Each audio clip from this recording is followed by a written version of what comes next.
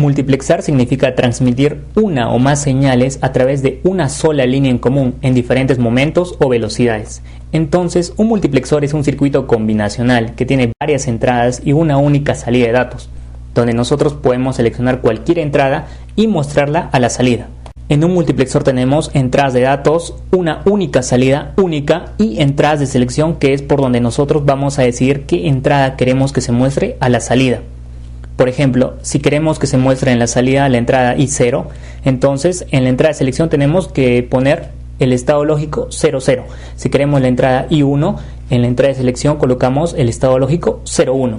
Y si queremos la entrada I3, la última, en la entrada de selección colocamos el estado lógico 11. Entonces, el multiplexor es similar a un conmutador, porque a través de las entradas de selección nosotros podemos decidir qué entrada queremos que se muestre a la salida. Es como un conmutador electrónico. También existen multiplexores con 8 entradas, como el 74LS151, y de igual manera el control se realiza por las entradas de selección. Por ejemplo, si yo quiero que se muestre a la salida la entrada I0, tendría que poner en la entrada de selección 000. Si yo quiero que se muestre a la salida la entrada I1, tendría que colocar 001. Y si yo quiero que se muestre a la salida la entrada I7, en la entrada de selección tendría que colocar 111. Y esto de alguna manera es como que en la entrada de selección pongo el número en binario de la entrada que yo quiero. Por ejemplo, en la entrada I7, en binario 7 sería 111. Si quiero la entrada I1, en binario 1 es 001. Y también esto obedece a la siguiente tabla. Aquí tenemos a 74LS151 con sus 8 entradas de datos, sus 3 entradas de selección y su única salida. Si desean ver cómo está armado, el circuito se encuentra abajo en la descripción del video. Se alimenta con 5 voltios y esto funciona así. Tenemos las entradas desde I0 hasta I7. Por ejemplo, yo voy a enviar un 1 lógico a I1 y a I4, y lo demás va a estar en 0 lógico. Por teoría, sabemos que se va a reflejar a la salida la entrada que yo seleccione. Ahorita está seleccionado lo que es 000 en la entrada de selección.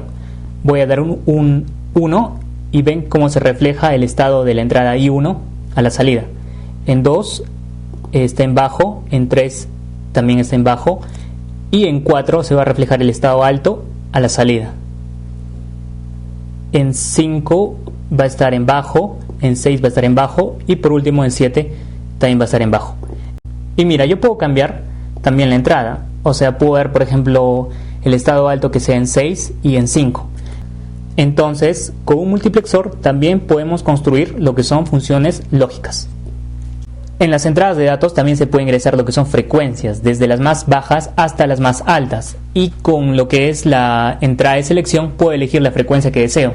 Por ejemplo, yo deseo la frecuencia que entra por el canal número 4, la frecuencia que entra por el canal número 5, por el canal número 6 y la frecuencia más alta que entra por la entrada número 7.